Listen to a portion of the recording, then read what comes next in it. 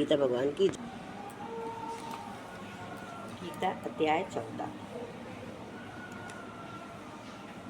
श्री भगवान बोले, ज्ञानों में भी अति उत्तम उस परम ज्ञान को मैं फिर कहूँगा, जिसको जानकर सब मुनिजन इस संसार से मुक्त होकर परम सिद्धि को प्राप्त हो गए हैं। इस ज्ञान को आश्रय करके अर्थात धारण करके मेरे स्वरूप को प्राप्त हुए पुरुष श्रेष्ठ के आदि में पुनः उत्पन्न नहीं होते और प्रलय काल में भी व्याकुल नहीं होते।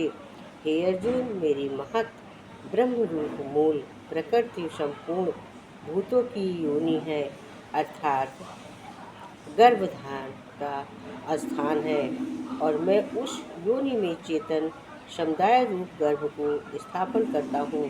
उस जड़ चेतन के संयोग से सब भूतों की उत्पत्ति होती है।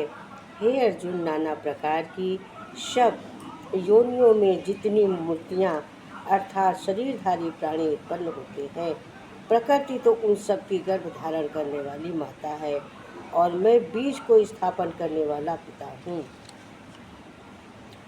हे अर्जुन, सतगुण, रजोगुण और तमोगुण ये प्रकृति से उत्पन्न तीनों गुण अविनाशी जीवात्मा को शरीर में बांधते हैं। हे निष्पाप, उन तीनों गुणों से सतगुण को निर्मल होने के कारण प्रकाश करने वाला और विचार रहित है। वो सुख के संबंधों को और ज्ञान के संबंध से अर्थात उसके अभिमान से बांधता है। हे अर्जुन, राम रूप रजोगुण को कामना और अशक्ति से उत्पन्न जान। वो इस जीवात्मा को कर्मों के और उसके फल के संबंध से बांधता है। हे अर्जुन, सब देवभाजनियों को मोहित करने वाला तमोगुण तो अज्ञान से उत्पन्न जान। वो इस जीवात्मा को प्रमाद, आलस्य है और निद्रा के द्वारा बांधता है।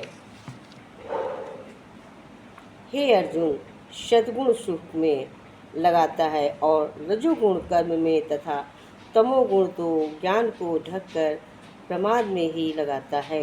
हे अर्जुन, रजोगुण और तमोगुण को दबाकर सद्गुण और तमोगुण को दबाकर रजोगुण, वैसे ही सद्गुण और रजोगुण को दबाकर तमोगुण होता है अर्थात बढ़ाता है। जिस समय उस देह से तथा अंतःकरण और इंद्रियों में चेतनता और विवेक शक्ति उत्पन्न होती है, उस समय ऐसा जानना चाहिए कि सद्गुण बढ़ा है। हे अर्जुन, रजोगुण के बढ़ने पर लोभ, प्रवृत्ति, स्वार्थ बुद्धि से कर्मों का स्वभाव, मान से आरंभ, आसक्ति और विषय भोगों की लालसा, ये सब उत्पन्न होते हैं।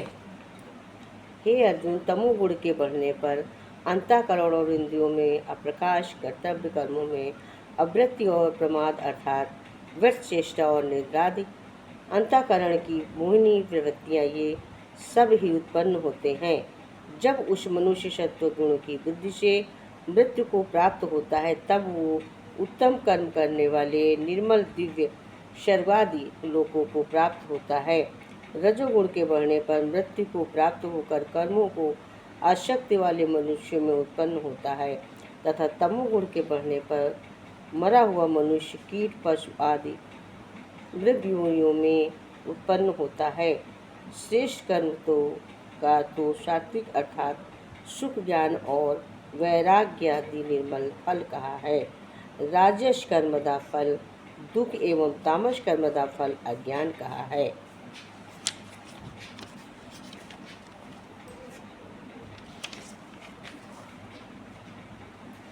सद्गुण से ज्ञान उत्पन्न होता है और रजोगुण से निसंदेह लोभ और तमोगुण से प्रसाद और मोह उत्पन्न होते हैं और ज्ञान भी होता है।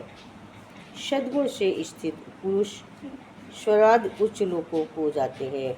रजोगुण से स्थित राजस पुरुष मध्य के अर्थात मनुष्य लोक में ही रहते हैं, और तमोगुण के कार्य रूप निद्रा, प्रसाद और आलस्याद में स्थित तामस पुरुष अधोगति अर्थात कीट, पशु और नीच योनि को तथा नरक को प्राप्त होते हैं। जिस समय दृष्टा तीनों गुणों के अतिरिक्त अन्य किसी कर्ता नहीं देखता और तीनों गुणों से अत्यंत परे सच्चिदानंदन स्वरूप मुझ परमात्मा को त्वम से जानता है, उस समय वो मेरे स्वरूप को प्राप्त होता है।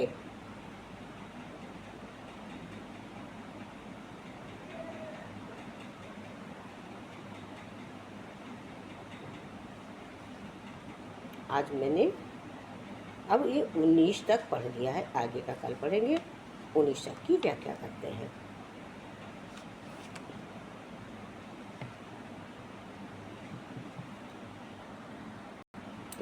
तो सबसे पहले इसमें कहा है, क्षेत्र की जड़ विकारी, क्षणिक और नाशवान तथा क्षेत्र को नित्य चेतन, अविकारी और अविनाशी जानना है, उसके भेद को जानना है।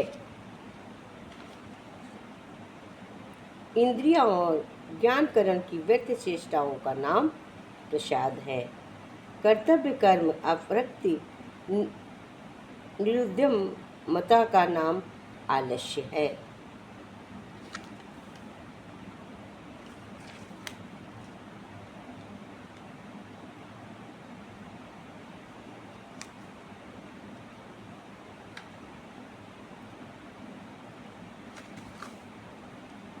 बुद्धि, अहंकार और मन तथा 5 ज्ञानेंद्रियां, 5 कर्मेंद्रियां, 5 भूत, 5 इंद्रियों के विषय, इस प्रकार उन 23 तत्वों का पिंड रूप ये मुंह स्थूल शरीर प्रकृति से उत्पन्न होने वाला गुणों का कार्य है। इसलिए इस तीनों गुणों को इसी की आसक्ति कहा जाता है।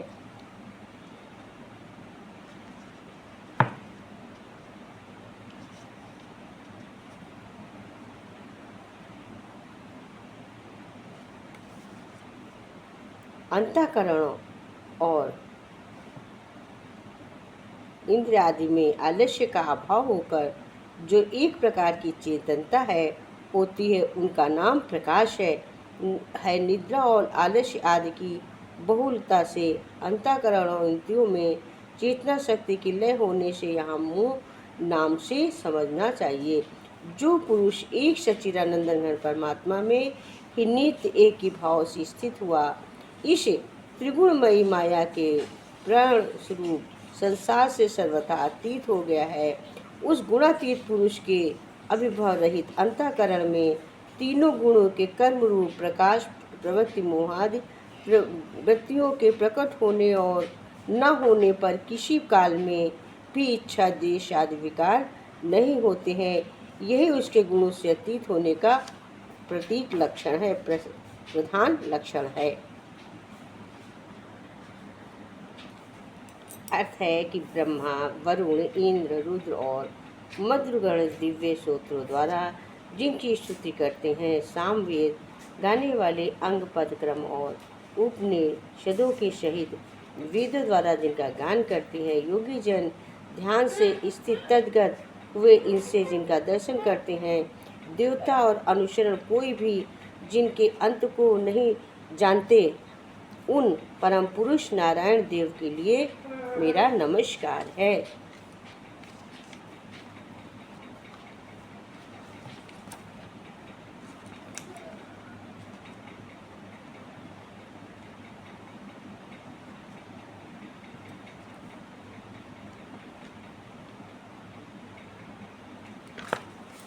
जिनकी आकृति अतिशय शांत है, जो शेषनाग की शैया पर शयन करे हुए, जिनकी नाभि में कमल है, जो देवताओं के ईश्वर और संपूर्ण जगत के आधार हैं, जो आकाश के सदृश स्वतंत्र व्याप्त है, नील मेघ के समान जिनका वर्ण है, अतिशय सुंदर जिनके संपूर्ण अंग हैं, योगी जनों द्वारा ध्यान करके प्राप्त जाते हैं, जो संपूर्ण लोक के स्वामी हैं, जो जन्म मरण भय का नाश करने वाले हैं, अस्य लक्ष्मी प्रति कमल नेत्र भगवान श्री विष्णु को मेरा प्रणाम है।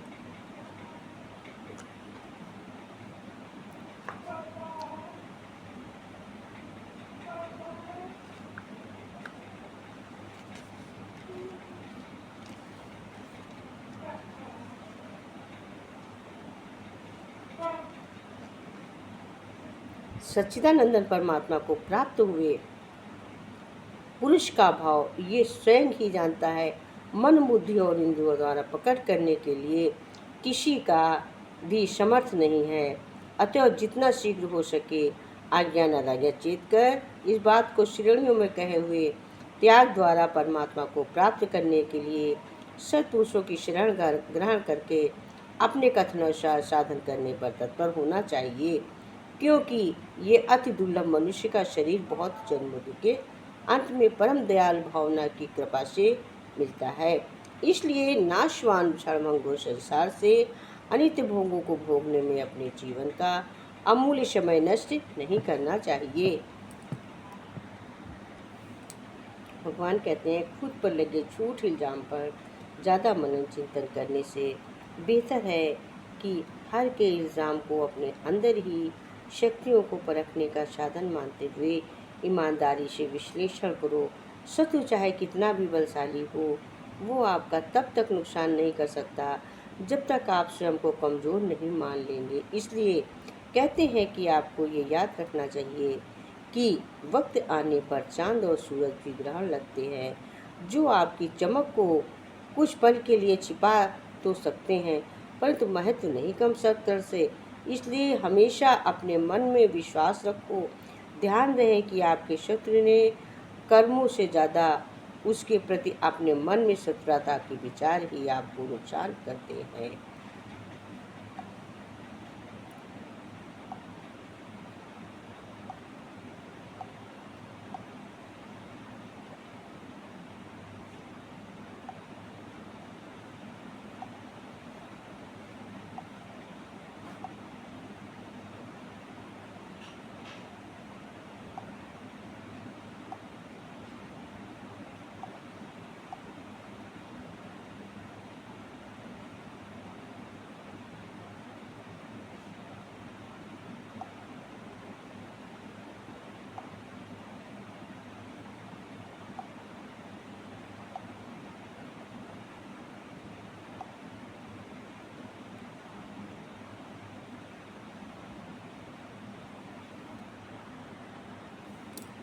महाभारत में भी अर्जुन ने कहा है कि तुम्हें करना यही है, तुम्हारे लिए उचित यही है जो तुम्हें अवश्य करना चाहिए।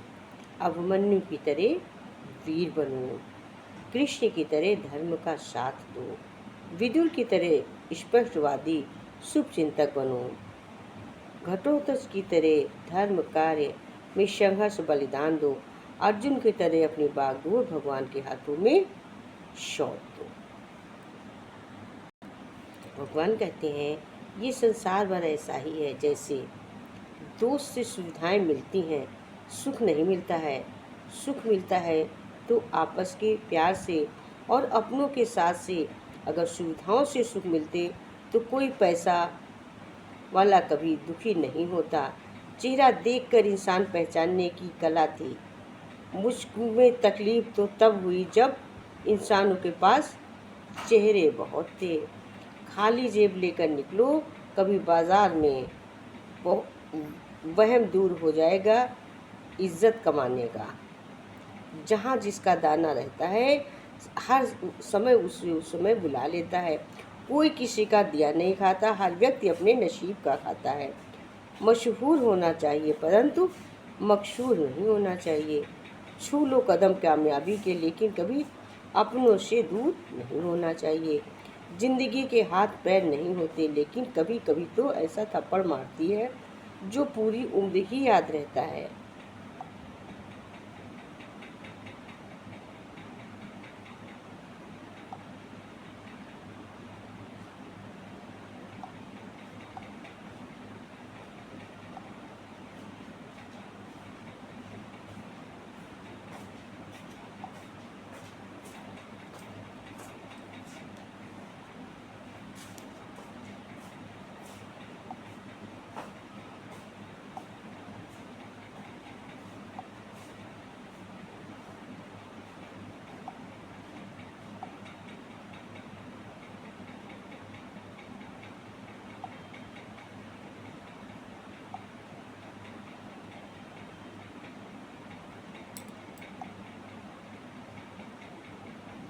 कृष्ण ने गीता में कहा है, व्यर्थ चिंता है जीवन की, व्यर्थ है मृत्यु का भय, आत्मा को न मार पाते शस्त्र अग्नि या समय, पंचभूतों की बनी ये देह केवल वस्त्र है, आत्मा का जो वास्तविक है घर कहीं अन्यंत्र है परिवर्तन ही सत्य, झूठ सबका साथ है, कुछ न खोना कुछ न पाना, लिखते रखते हाथ है, ईश्वर स्वयं ही सृष्टि सारी, कहाँ उसको खोजना, जो भी होता शुभ ही होता, सब उसी की योजना, कमाए फल की छूटे वो ही सच्चा कर्म है, ईश्वर चरण में हो समर्पण वो ही केवल धर्म है, व्यर्थ चिंता जीवन की, व्यर्थ है मृत्यु का भय, आत्मा को ना मारते शस्त्र अग्नि और समय।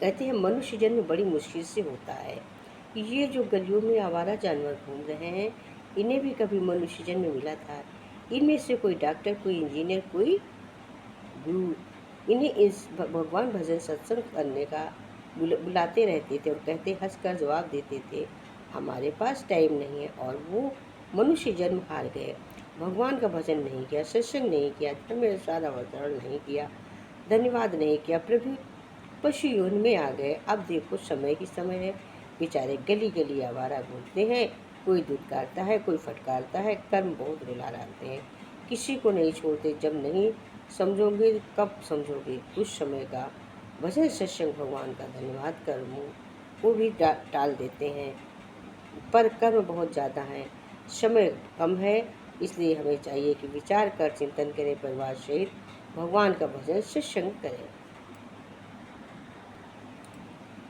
राधे बिन श्याम मिले कैसे, तुलसी बिन भोग लगे कैसे, राधे बिन श्याम मिले कैसे, तुलसी बिन भोग लगे कैसे, बिन तुलसी भोग लगे से, गंगा नहाई मैं तो यमुना नहाई, गंगा नहाई मैं तो नहाई, सरयू बिन पाप मिटे कैसे, सरयू बिन पाप मिटे कैसे, राधे बिन हम मिले कैसे, राधे श्याम मिले कैसे, सी बिन भोग लगे कैसे, ए बैकुंठ गई मैं अयोध्या गई, तो बैकुंठ गई मैं तो अयोध्या गई, वृंदावन श्याम मिले कैसे, वृंदावन श्याम मिले कैसे, राधे बिन भोगे कैसे, राधे भोग लगे कैसे, तुलसी भोग लगे कैसे, मंदिर में ढूंढा गुरुद्वारे में ढूंढ, मंदिर में ढूंढा गुरुद्वारे में ढूंढा, मेरे दया में दयानिधि मिले कैसे, मेरे दयानिधि मिले कैसे, राधे श्याम मिले कैसे, राधे बिन श्याम मिले कैसे, तुलसी भोग लगे कैसे, हलवा बनाया मैंने पूरियाँ बनाई, वहाँ बनाया मैंने पूरियाँ बनाई, छप्पन भी भोग थाल लगाई, छप्पन भोग की मैंने थाल लगाई, साली बिना भोग लगे कैसे, शालिग्राम बिना लगे कैसे, राधे बिन श्याम मिले कैसे, राधे बिन श्याम मिले कैसे, तुलसी बिना भोग लगे कैसे, राधे बिन श्याम मिले से, तुलसी बिना भोग लगे कैसे। बोलो गीता भगवान की जय। हरि ओम तत्सत, हरि ओम तत्सत, हरि ओम तत्सत।